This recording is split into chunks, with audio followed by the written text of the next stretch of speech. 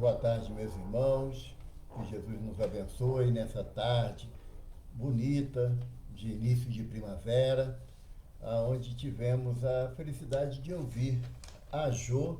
E eu sinto te dizer, Jô, mamãe ganhou em disparada aqui na votação que foi realizada como a melhor back vocal do Face, tá bom? Mas nós agradecemos esse momento de harmonização que vai nos preparando gradativamente para o compromisso que nós assumimos. Meu nome é Evaldo, eu sou do Centro Espírita Casa do Caminho Chico Xavier, aqui no bairro de Jacarepaguá, no Rio de Janeiro.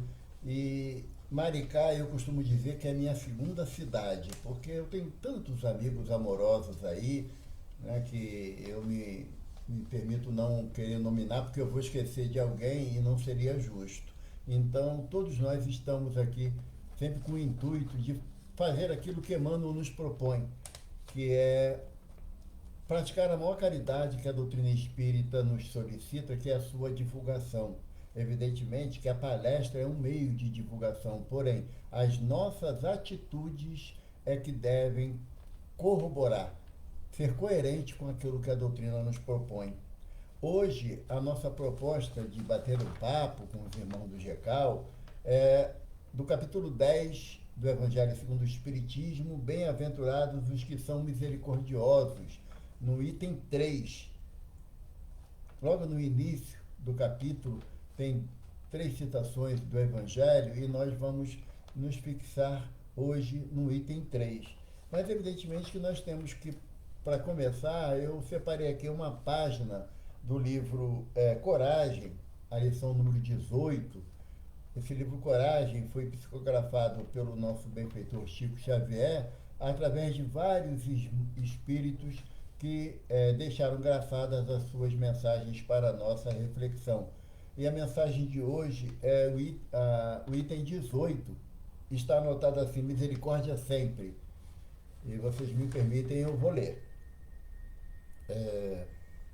Conta-se que Jesus, após haver lançado a parábola do bom samaritano, entraram os apóstolos no exame da conduta dos personagens da narrativa.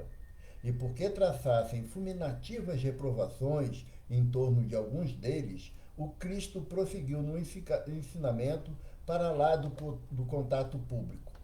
Em verdade, acentuou o mestre, referindo-nos ao próximo, ante as indagações do doutor da lei à frente do povo, a lição de misericórdia tem raízes profundas. Quem passasse irradiando amor na estrada, onde o viajante generoso testemunhou a solidariedade, encontraria mais amplos motivos para compreender e auxiliar. Além do homem ferido e arrojado ao pó, claramente necessitado de socorro, teria cuidado de apiedar-se do sacerdote e do levita, mergulhados na obsessão do egoísmo e concernentes e carecentes de compaixão. Simpatizar-se-ia com o hoteleiro, endereçando-lhe pensamentos de bondade que o sustentassem no exercício da profissão. Compadecer-se-ia dos malfeitores, orando por eles, a fim de que se refizessem perante as leis da vida, e, tanto quanto possível, ampararia a vítima dos ladrões, estendendo igualmente as mãos operosas e amigas ao samaritano da caridade, para que se lhe não esmorecessem as energias na tarefa do bem.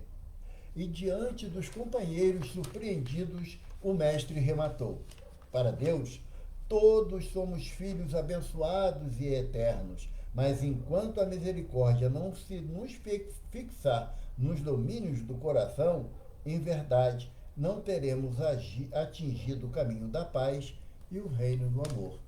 Emmanuel.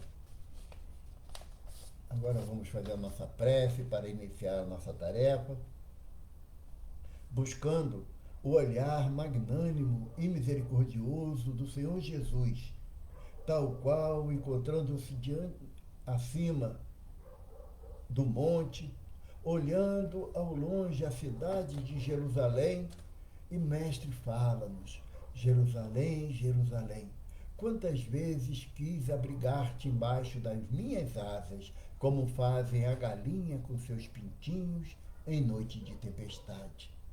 Ah, Mestre, atravessamos em muitos momentos noites tempestuosas, e se não fosse o teu amor, a tua misericórdia e o teu olhar magnânimo, pereceríamos no nosso desespero e no nosso egoísmo. Permita, Divino Mestre, que reunidos aos irmãos do Grupo Espírita Caminho da Luz, encontremos as forças necessárias nesses trabalhadores da tua seara, para que possamos compreender, Senhor, o assunto tratado na noite de hoje. Envolva-nos, Jesus, permitindo que Dr. Bezerra de Menezes, nossa querida Meimei, Sheila, tantos espíritos amigos que acompanham a jornada terrena de tantos de nós que necessitamos trabalhar para a prática do bem, do amor e da caridade fraterna, estejamos sempre renovados, Senhor, no nosso propósito de mais aprender para melhor servir-te através do próximo, hoje e sempre, com as graças de Deus. Graças a Deus.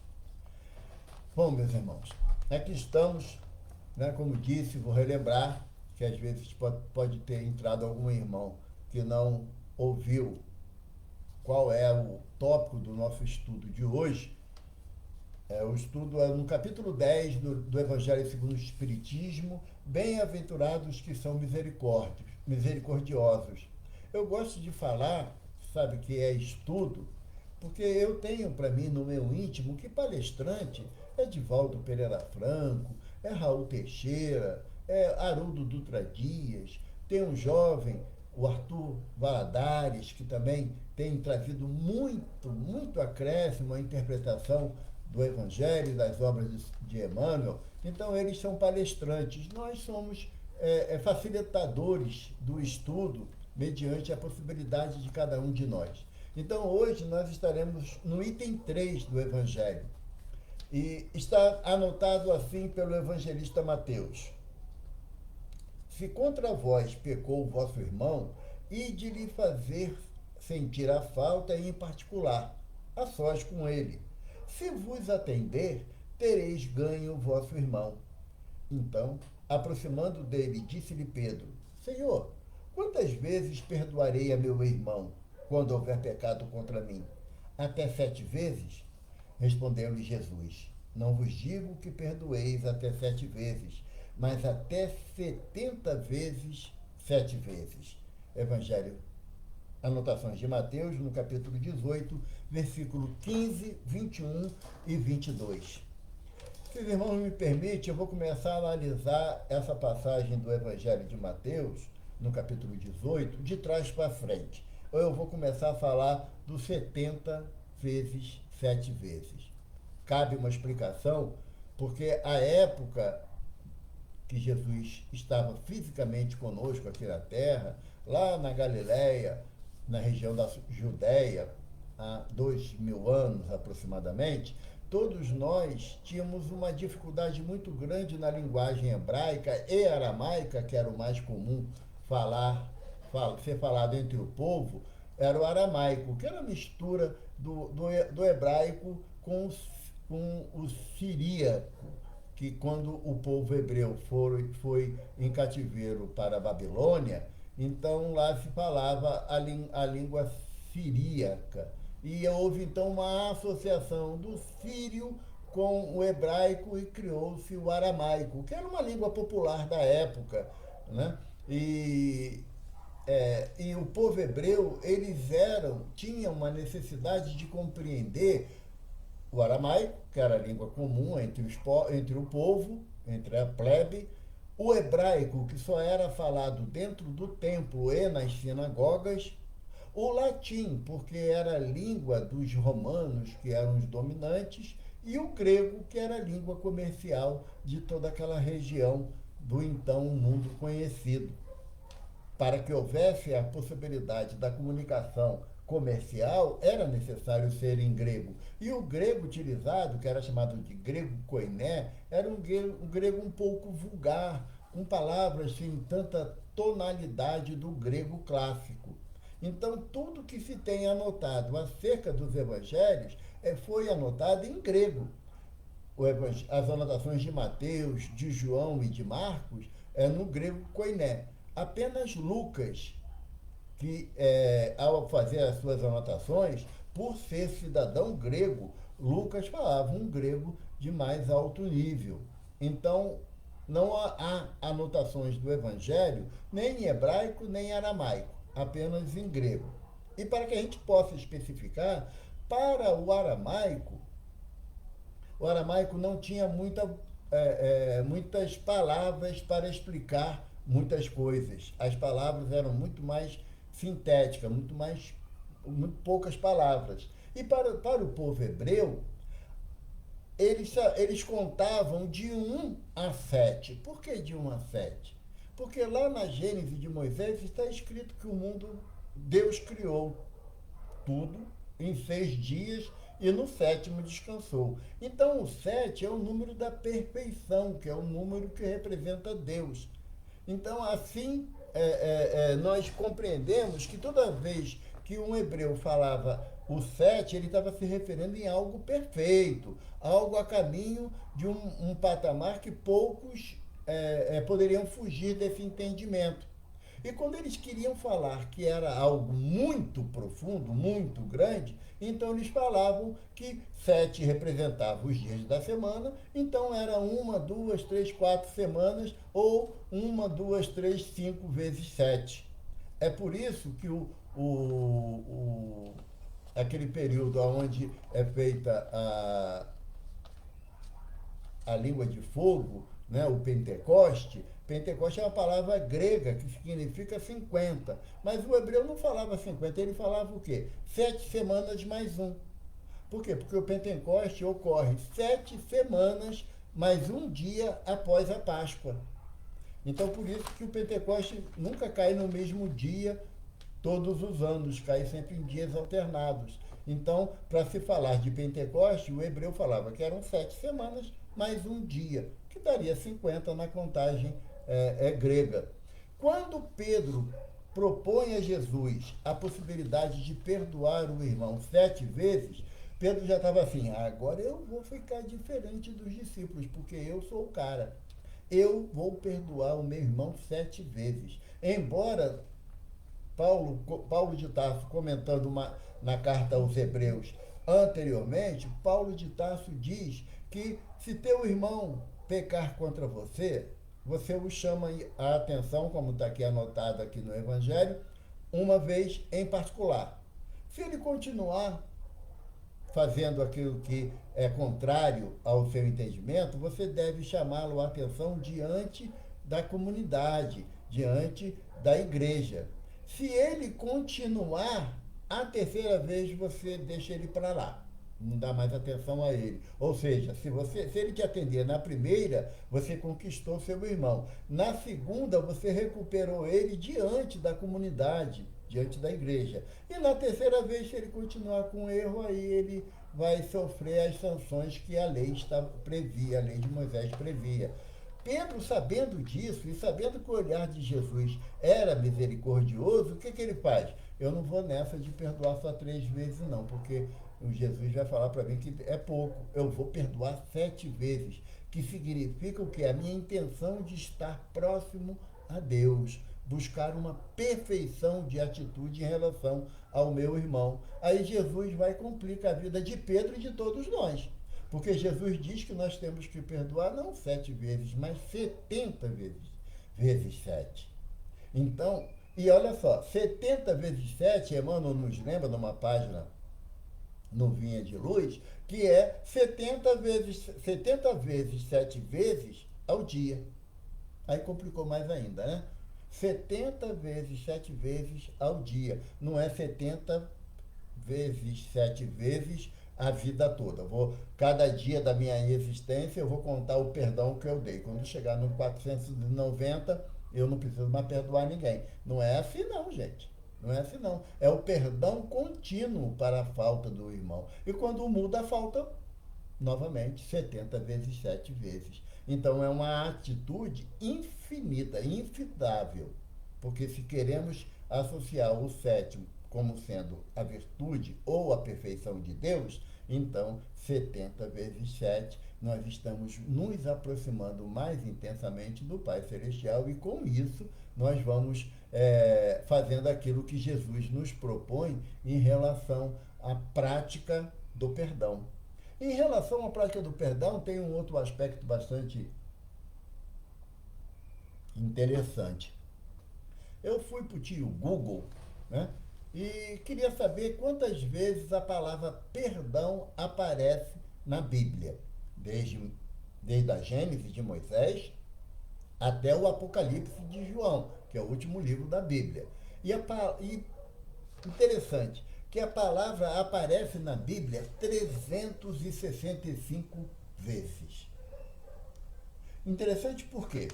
Porque à época do povo hebreu, o ano não tinha 12 meses como tem agora. Não tinha 12 meses, sendo meses de 30 ou 31 dias, e a exceção fevereiro, com 28, não é? Ou 29. Não tinha essa contagem à época do povo, do povo hebreu, desde a Gênese de Moisés até o Apocalipse, não se sabia que a Terra levava 365 dias e 6 horas para dar uma volta completa em torno do Sol.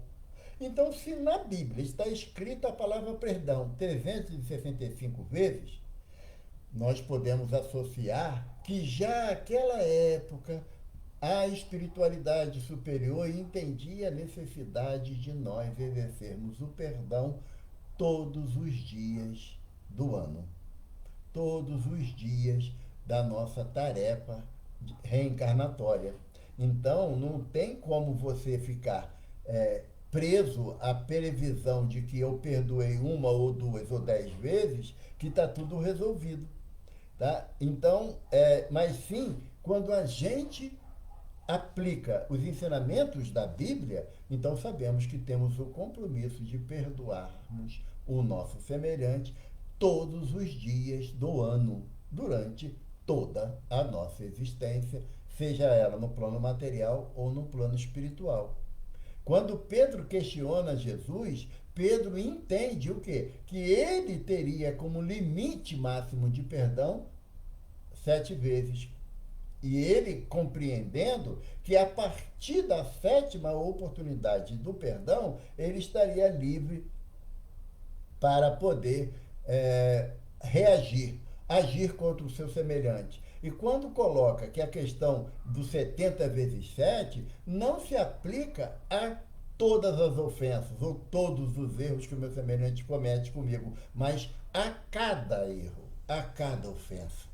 Ou seja, o perdão é incondicional, porque a gente nós lembramos da pergunta 886 do Livro dos Espíritos, quando Kardec pergunta aos benfeitores como Jesus entendia a caridade. E aí vem um símbolo chamado BIP, que é muito conhecido no movimento espírita, que é benevolência para com todos, indulgência para o erro do semelhante e perdão incondicional.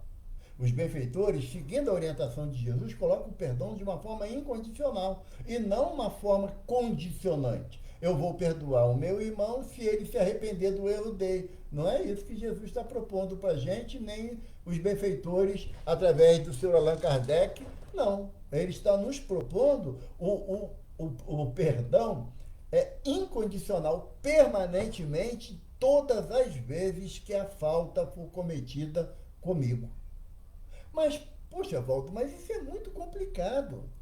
Porque o perdão incondicional é uma coisa que, para a gente, às vezes, perdoar um ato já é uma complicação danada.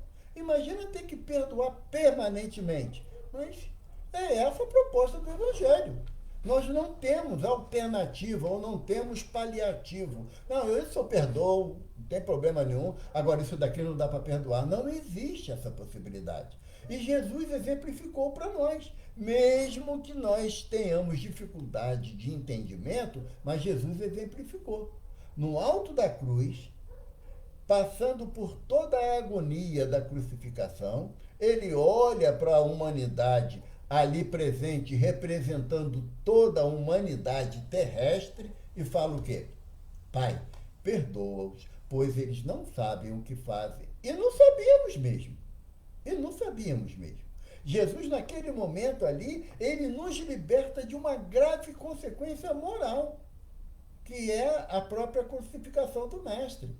Então, esse exercício do perdão não pode estar limitado a um ou outro erro, ou um ou outro irmão, numa proporção, para que a gente possa entender, quando temos um filho, um neto, um sobrinho, um afilhado que comete qualquer erro conosco, não quer dizer que nós não sintamos, não fiquemos naquele momento magoados com o erro cometido. Mas depois a gente não subleva isso, a gente não ultrapassa essa barreira e busca entender que ainda ele não compreende as coisas, como deve ser feito, como deve ser compreendido, e por isso que tomou essa ou aquela atitude. A gente não alivia o nosso julgamento em relação a um filho, a um neto, a um sobrinho, um afilhado?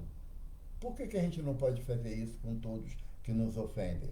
Aí que nós voltaremos, então, ao início dessa citação de Mateus, quando Mateus coloca Jesus falando: se contra vós pecou o vosso irmão, ide lhe fazer a falta em particular, a sós com ele. E se vos atender, tereis ganho o vosso irmão. Escutando uma palestra do Haroldo, ele diz que o espírito que chega na condição crística, ele tem a facilidade de, numa palavra, englobar inúmeros, absurdos ensinamentos. E quando a gente se propõe a estudar o Evangelho, nós percebemos que Haroldo ele está indo numa interpretação muito verdadeira. Por quê? Quando Jesus fala assim, se contra vós pecou o vosso irmão, Jesus está fazendo a gente raciocinar, a parar para pensar. Por quê? O que me leva a entender a falta do irmão contra mim como um erro?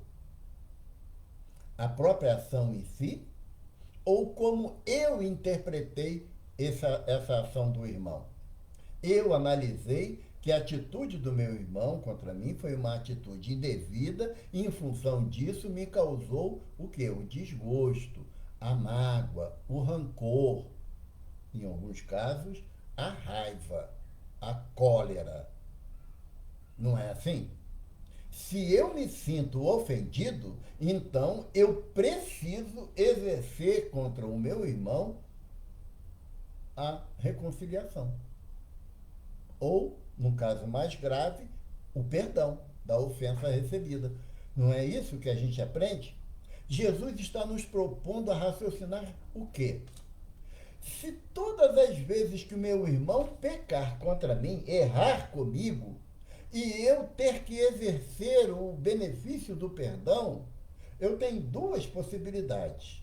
Ou eu começo a entender que meu irmão tem uma fragilidade no seu comportamento e não consegue discernir como ele deve me tratar, ou eu corto relação com esse irmão. Ou então eu digo para o irmão que eu não quero mais saber dele, ele não faz parte do meu grupo familiar, porque ele faz coisas que me magoam, que me ofendem. Desculpa, eu vou espirrar.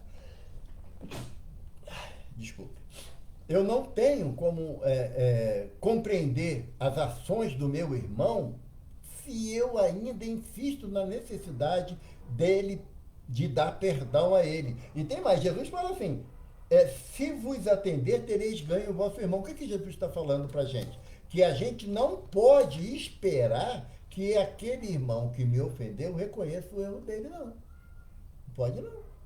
A minha atitude, enquanto eu seja estudante da doutrina espírita e estudante do Evangelho de Jesus, eu tenho que oferecer o perdão independente da reconciliação. Porque eu não posso condicionar. Não, eu te perdoo se você nunca mais fizer isso comigo.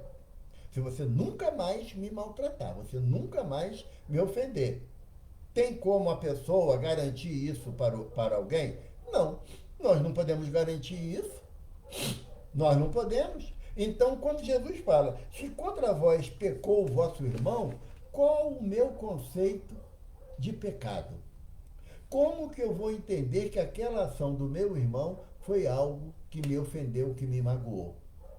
Se eu analisar à luz do Evangelho e buscando o exemplo do Mestre Divino, então eu vou compreender que nenhuma atitude do meu irmão eu posso tomar como ofensa ou como mágoa contra mim. O exemplo é do Mestre, não é palavra do Evaldo, não. É exemplo do Mestre. Ele não é o nosso guia e modelo, como os espíritos falam a Kardec na 625. Deus tem oferecido ao homem algum espírito que nos sirva de guia e modelo? A resposta mais curta do Evangelho, a mais curta, Jesus. Vede Jesus. Então, se Jesus é o nosso guia e modelo, que Deus tem nos oferecido, mas não imposto, Deus nos oferece ele como guia e modelo. Se nós quisermos aceitá-lo como guia e modelo, eu tenho que seguir aquilo que ele fala. Porque guia é aquele que sabe o caminho que estamos sendo trilhado, porque ele já trilhou o caminho. Um exemplo que a gente sempre usa é, se você chega numa cidade, tem que subir uma trilha, um morro bem alto, e tem um guia lá embaixo lhe esperando, alguém que você julga que ele conhece o caminho. Quando começa a caminhada, ele fala assim, gente, eu não sei se eu vou para a esquerda ou para a direita, porque tem uma bifurcação aqui, e agora, o que eu faço? Aí você fala assim, olha, você que é um guia, se você que não sabe o caminho, como é que a gente vai poder te ajudar que nunca viemos aqui? Agora, você vai começar a caminhada ou você vai falar, eu não vou com esse cara não, eu vou esperar, porque senão vai ficar todo mundo perdido. Agora, quando você chega num lugar, uma montanha para subir, chega numa trilha, o guia nem olha para outra oportunidade, ele segue resoluto naquele caminho por ele já estipulado, você fala o quê? Esse sabe o caminho, então eu vou atrás dele. Jesus é o guia da humanidade porque já passou por todo o processo de evolução, de progresso moral, capaz um espírito chegar, saindo da condição de simples ignorante até a condição crística. É um espírito puro, com a perfeição relativa alcançada. Então, se ele é nosso guia e modelo, nós temos que seguir os exemplos dele. Não temos outra alternativa a não ser tê-lo como exemplo a ser seguido. E se ele, no alto da cruz, apesar de ter nos oferecido toda a condição de amor, de compreensão e de amparo. E eu, ainda assim, eu não o compreendi e gritei para Pilatos para soltar Barrabás e crucificá-lo, ele ainda dando uma compreensão superior a todos os nossos entendimentos, ele pede a Deus, Pai, não nos impute esse pecado. Ou seja, perdoai, porque eles não sabem o que fazem. Então, se nós temos isso como exemplo, eu não posso querer ser rigoroso com o meu irmão e analisar que todos os atos dele não me são ofensivos, porque eu não estou seguindo aquilo que o Evangelho me propõe. Se Jesus disse, se contra vós pecou o vosso irmão, ou seja, se a atitude do meu irmão ainda me é ofensiva, é porque eu tenho ainda que trabalhar o meu orgulho, a minha vaidade, a minha prepotência, para que eu entenda que o meu irmão, ele ainda não tem a mesma compreensão que o outro. Complica o nosso lado, não é, gente? Complica bastante o nosso lado. Por quê? Porque eu fico esperando sempre o movimento do outro. Jesus fala assim, e de fazer ele sentir a falta em particular, ou seja, olha, você falou uma coisa para mim que eu não gostei. Você falou isso, eu não gostei. Aí a pessoa fala assim, poxa, me desculpa, eu não queria te ofender, não. Então você me perdoa, não é a intenção de ofender. Aí você fala assim, bom, então tá bom, tá perdoado, né? Jesus mandou perdoar, tá perdoado. Agora, quando o irmão não percebe o que ele falou e que me magoou e me ofendeu, quando o irmão não percebe que a atitude dele me foi ofensiva, como que eu vou acusar ele? Como que eu vou exigir dele uma reparação que ele não percebeu que a ação dele foi tão violenta para mim, tão gritante para mim? Como? Se eu não tenho o domínio sobre as emoções de ninguém, sobre a emoção do meu irmão, como que eu vou exigir que ele tenha uma reparação comigo? Interessante que Jesus fala assim para a gente em outro trecho do Evangelho. Se pecares contra Deus, contra o Pai, terá perdão. Se pecares contra o Filho, terás perdão. Mas se pecar contra o Espírito Santo, não terá perdão. É complicado, né? Esse entendimento do erro que nós cometemos contra Deus, contra Jesus, está tudo certo, não tem perdão, aí tem perdão na boa. Mas se você pecar contra o Espírito Santo, não tem perdão. Quem é o Espírito Santo? Será que nós ainda acreditamos que o Espírito Santo é um outro elemento da Trindade, como está na interpretação dos outros irmãos cristãos? Ou nós já sabemos que o Espírito Santo é uma comunidade de espíritos que já entendem a vontade do Pai e assim realizam aquilo que o Deus deseja? Ou se eu entender que sendo Deus o Criador de tudo e de todos, como está lá na pergunta 1 do Livro dos Espíritos, que é Deus, inteligência suprema, causa primária de todas as coisas, se eu entender que Deus é isso que os benfeitores nos colocam através de Kardec, então toda a sua criação é santa. Se toda a sua criação é santa, o erro que eu cometo, aí os nossos irmãos ecologistas vão adorar. Todos os erros que eu cometo contra a natureza, eu estou cometendo erro contra o Espírito Santo. Todos os erros que eu cometo com os animais, eu estou cometendo erro contra o Espírito Santo. Todo erro que eu cometo com o meu semelhante, eu estou cometendo erro contra o Espírito Santo. E aí não tem perdão. Sabe por que não tem perdão? Porque você tem que se retratar. Você tem que retornar e realizar atitudes que te distanciem do erro que você cometeu a inúmeras existências contínuas. Então, quando eu erro contra o meu semelhante, contra o meu companheiro, meu irmão, enquanto eu erro assim, eu tenho que resgatar esse erro, porque ele não será perdoado, ou seja, ele não será apagado da minha dívida com a lei de causa e efeito. Porque Jesus fala a cada um segundo as suas obras. Então, a ação do perdão, ela é, acima de tudo, um ato de inteligência.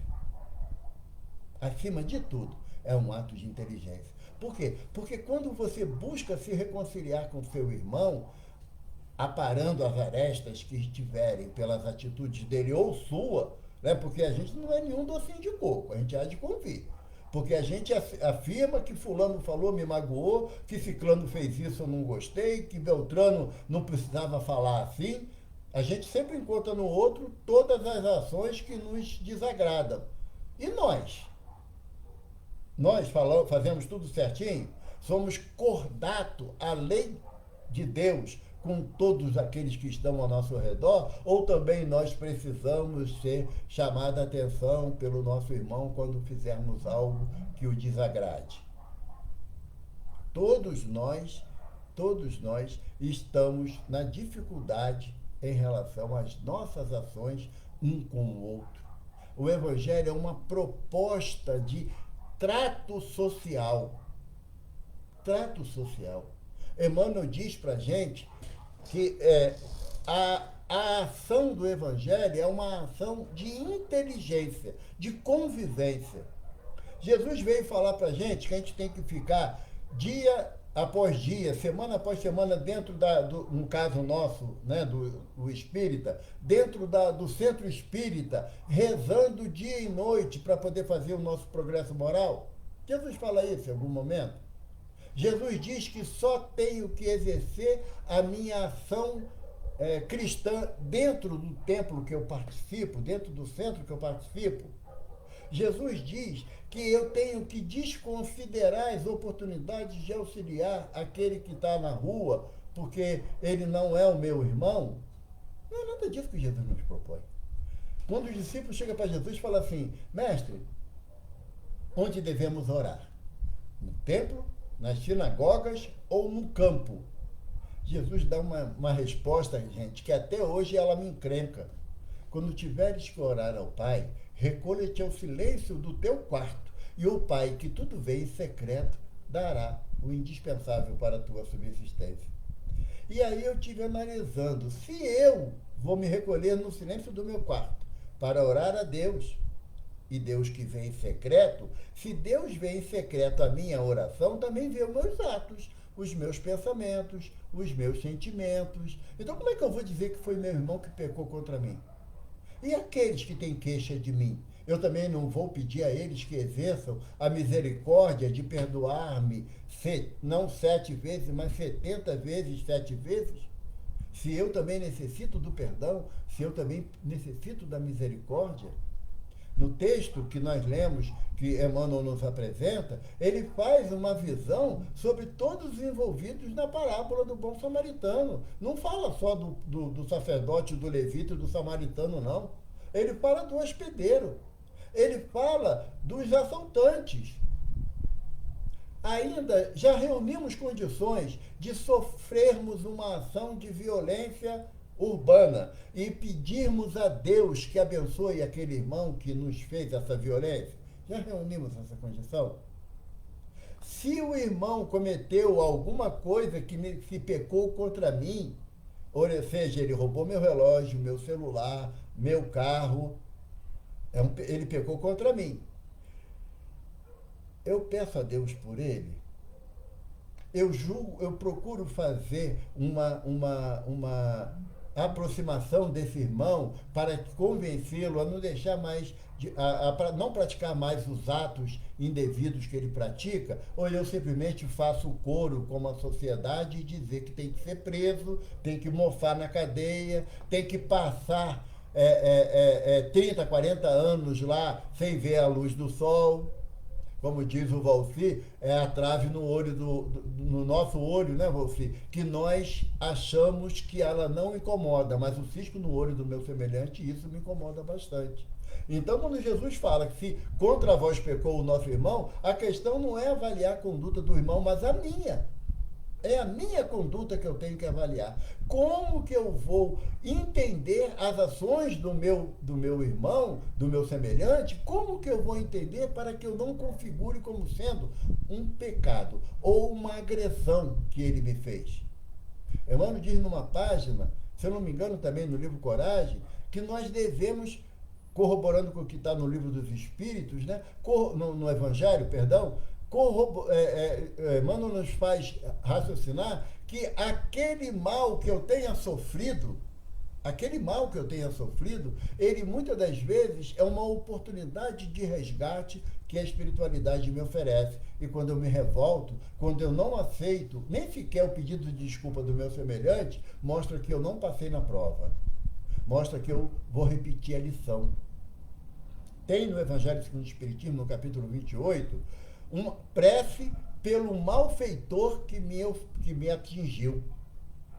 Olha que interessante. Eu fazer uma prece por aquele irmão que me agrediu, que me assaltou, levou o que era meu. Eu tenho que fazer uma prece por ele, pedindo a Jesus que ele tenha um nível de consciência que, nesse aspecto, eu já tenho, que eu não tiro mais nada de ninguém. Fisicamente falando.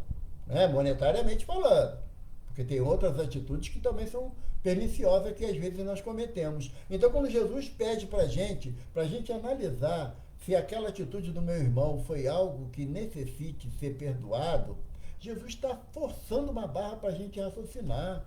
Não é para a gente tomar ferro e fogo, não. Comigo é assim, fez, levou. Eu lembro sempre, né, meu pai, que já está no plano espiritual há bastante tempo, meu pai falava assim, né? Nasci assim, cresci assim, síndrome da Gabriela, né? Nasci assim, cresci assim, vou morrer assim.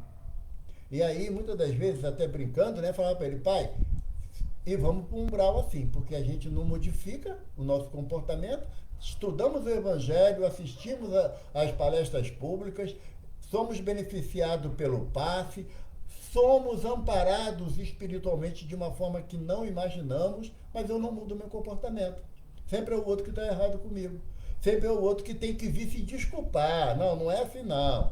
Na hora de fazer, você faz, mas na hora de pedir desculpa não quer? Que isso? Não. Nós temos que usar a misericórdia, porque o título do capítulo é Bem-aventurados os que são misericordiosos, porque obterão misericórdia. Então, se eu quero uma ação do meu irmão para comigo, que eu entenda que ele tem o direito de falar aquilo que ele julga ser justo, e eu não posso tomar aquilo como ofensa pessoal, eu também vou ter o mesmo direito de ser amparado pelo irmão quando eu também cometer uma falta com ele, porque eu não sou ainda um espírito crístico. Porque Lacordaire fala para a gente, se eu não me engano, na Revista Espírita de março de 68, não tenho certeza, mas eu creio que sim, Lacordaire fala que apenas os cristos, quando encarnados, não estão sujeitos à falta, a erro, à falha. Abaixo do Cristo, todos nós estamos sujeitos a falir, a errar, encarnado ou não. Então, o que o Evangelho nos propõe, é que a minha visão mude em relação àquilo que o meu irmão faz comigo, para que eu não exija dele a necessidade de me pedir desculpa. Porque o pedido de desculpa que nós exigimos do outro, na grande parte, está assentado no nosso orgulho e na nossa vaidade e no nosso egoísmo. Não, viu como é que veio mansinho me pedir desculpa? A gente usa um termo assim bem pejorativo, né? Viu como é que veio com o rabinho entre as pernas me pedir desculpa? Precisou de mim? Eu sou caridoso. Tenho misericórdia, Jesus, quando assim eu falo, porque isso não é nenhum princípio de caridade que o Evangelho nos propõe. É o BIP. É a benevolência para com todos. Eu repito isso para mim, gente, todo dia para ver se eu aprendo. Benevolência para com todos, indulgência para os erros do semelhante e perdão incondicional. Perdão incondicional. Jesus nos propõe isso. Então, se eu preciso ter o perdão incondicional, Jesus está falando assim, sabe por quê? Porque você também precisa ser perdoado, Evaldo. Você não é nenhum espírito acima da média que não se sente ofendido ou não ofende. Certa vez perguntaram a Mahatma Gandhi o que ele poderia nos falar sobre o perdão. É uma história bem conhecida. E o Mahatma falou assim, eu não posso falar nada sobre o perdão, porque eu não exercito o perdão. E aí ficou todo mundo abismado. Mahatma quer dizer grande senhor, mestre, rabi, né? Gandhi era o nome dele, mas Mahatma é um título, né? E, poxa, como um Mahatma pode dizer que não exercita o perdão? É simples, porque nada que o irmão me faça há necessidade de eu perdoar. Ou seja, eu não me ofendo. Olha que maravilha, gente. Olha que maravilha. Eu sempre conto uma história do mentor Chico Xavier. E lá em Uberaba, a casa lá do Chico era uma perfeita romaria, né? Tinha 2.000, 3.000, 5.000 pessoas na porta do Chico, querendo falar com o Chico, querendo receber alguma orientação do Chico, ou quem sabe uma carta de um parente que já tenha retornado ao plano espiritual. E o vizinho, o Chico tinha um vizinho, que o vizinho tinha uma bronca, mas tinha uma bronca daquela romaria lá na rua dele. Por quê? Porque nós somos indisciplinados, né, gente? É de concordar. A gente estava lá esperando para falar com o Chico, estava na fila, jogava um papel de biscoito no chão, um pedaço da fruta jogava para o canto da rua, o papel de bala, a água que se bebia jogava para fora. A gente não tem ainda o bom senso de zelar pelas vias públicas. E quando terminava a reunião do Chico, lá para as 11 horas da noite, 1 hora da manhã, a calçada estava em petição de miséria. E lá em Uberaba, naquela época, não tinha limpeza urbana. Então quem é que tinha que ir lá limpar a sua calçada? Os moradores. O irmão ficava revoltado. Ele xingava, falava que Chico era um charlatão, que aquilo dali era uma palhaçada.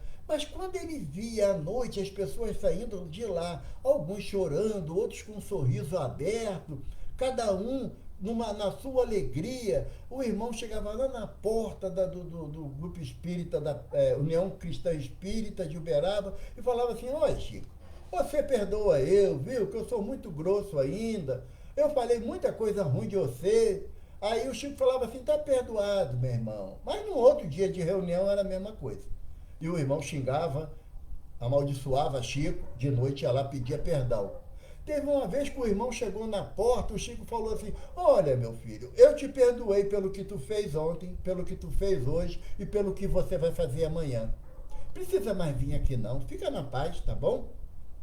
É a necessidade que nós temos que criar em nós de compreendermos a dificuldade do semelhante e não exigir permanentes pedidos de desculpa, porque isso só agrada o nosso orgulho e a nossa vaidade, mas nos distancia da caridade que o Evangelho nos propõe. É essa a temática que nós queremos sempre analisar quando nos ouvimos Jesus falar na bem-aventurança que bem-aventurados são os misericordiosos, pois obterão misericórdia. Porque nós necessitamos certamente muito mais de pedir perdão do que perdoar alguém. As nossas ações pelos milênios passados, por centenas de milhares de existências, onde contraímos débitos inovidáveis, inumeráveis, diante da misericórdia de Jesus, e ainda assim ele continua pedindo a Deus que não nos impute essa falta. Jesus é a misericórdia por excelência. E eu lembro sempre, gosto sempre de lembrar que Guimarães Rosa, o escritor mineiro, ele diz que misericórdia é pôr o coração na miséria do outro. Pôr o coração na miséria do outro. O que é isso? É eu entender que a atitude do meu irmão, mesmo que aos olhos de todos sejam ofensivas a mim, mas eu não trate aquilo como ofensa, mas como um desequilíbrio do irmão que às vezes é passageiro. E se nós entendermos que todos nós temos graves doenças morais, eu jamais vou me arvorar como sendo aquele que tem condições de perdoar a quem quer que seja. Ainda estamos trilhando o caminho do auto-perdão. Porque quando Jesus nos propõe a prática de perdoar o semelhante, é necessário primeiro eu perdoar os meus erros, os meus desvios de condutas íntimos. Porque se eu não souber o que é o perdão, eu não tenho como oferecer ao meu semelhante. Jesus fala para a gente: amai-vos uns aos outros. Amarás a Deus sobre todas as coisas e ao próximo como a ti mesmo. Se eu ainda não exerço o amor a mim mesmo, como eu posso oferecer ao meu semelhante, ao meu próximo? Eu não sei qual é esse sentimento, então eu necessito do amor primeiro a mim, para que eu tenha parâmetros de amar o próximo. Eu preciso do auto-perdão para que eu possa perdoar o próximo. Porque ninguém vai conseguir dormir uma noite tranquila se perdoa o erro do semelhante, mas não consegue se perdoar as suas faltas diárias. É isso que o Evangelho nos propõe. A proposta que nós queremos deixar para a reflexão dos irmãos é do auto-perdão. É justo eu me preocupar com a atitude que o irmão tomou comigo, mas não como ofensa, mas como oportunidade de aprendizagem, para que eu possa compreender que o meu irmão ainda não tem a oportunidade de perceber que está me magoando, mas eu já reúno condições de não magoar o meu semelhante. É essa a proposta de reflexão que queremos deixar para os corações amigos que nos compartilham conosco essa conversa. Todos nós somos espíritos necessitados do perdão e do amor de Jesus. Todos nós. Quando Jesus fala para Pedro, após a ressurreição, depois do advento da pesca maravilhosa, Jesus chega e fala assim: Pedro, tu me amas? Jesus pergunta a Pedro que o amor, em relação ao grego, tem 5 significados. Vamos nos ater a 3. É o amor filo, o amor eros e o amor ágape. O amor filo é aquele amor fraternal, de irmandade. O amor eros é o amor de relacionamento dos casais, E o amor ágape é o amor que transcende o entendimento material. E Jesus pergunta a Pedro: Pedro, tu ágape-me, tu me ama de forma integral? E Pedro falou assim: Senhor, eu te amo, filo, eu filote, eu filote. Ou seja, o meu amor por ti, mestre, é o meu amor de irmão. Tu é meu irmão maior, eu te amo assim. Jesus, mais um pouco, vira: Pedro, tu me ama mais do que a esses? Ou seja, a, a natureza toda, a oportunidade da pesca, aos peixes que vieram na pesca maravilhosa, a ação dos seus irmãos discípulos. E Pedro fala assim: Senhor, eu te amo filo ainda, Senhor. Não compreendo esse amor de uma expansão tão grande assim. E pela terceira vez Jesus fala: Pedro, tu ágape-me. E Pedro começa a chorar: Senhor, eu não consigo te amar da forma que tu me amas, mas se tu me ensinar, eu vou conseguir. Jesus fala: apacenta minhas ovelhas. A forma que nós temos de amar a Jesus na intensidade, ou seguindo o caminho da intensidade que Jesus nos ama, é acalmar o coração do que sofre, do que chora, é aliviar a dor do nosso semelhante, é evitar a necessidade de alguém me pedir perdão ou desculpa, porque eu compreendo a dificuldade que eu também carrego. Todos nós somos espíritos necessitados do amor de Jesus. Que ele nos envolva, que nos fortaleça intensamente o nosso coração para praticar o seu evangelho, não da boca para fora, mas sermos um exemplo vivo de que nós queremos e vamos seguir a Jesus, nosso Senhor e Salvador. Salvador não na visão da gratuidade, mas aquele que nos salva do perigo de nós mesmos. É a ele que nós agradecemos por tanto momento que nós temos que oportunidade de dividir com os irmãos acerca do Evangelho, com as graças de Deus. Graças a Deus.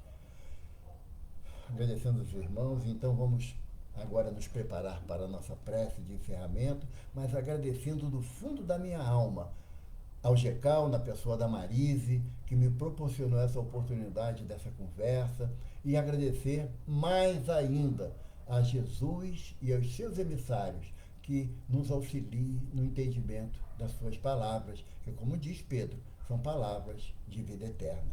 Graças a Deus.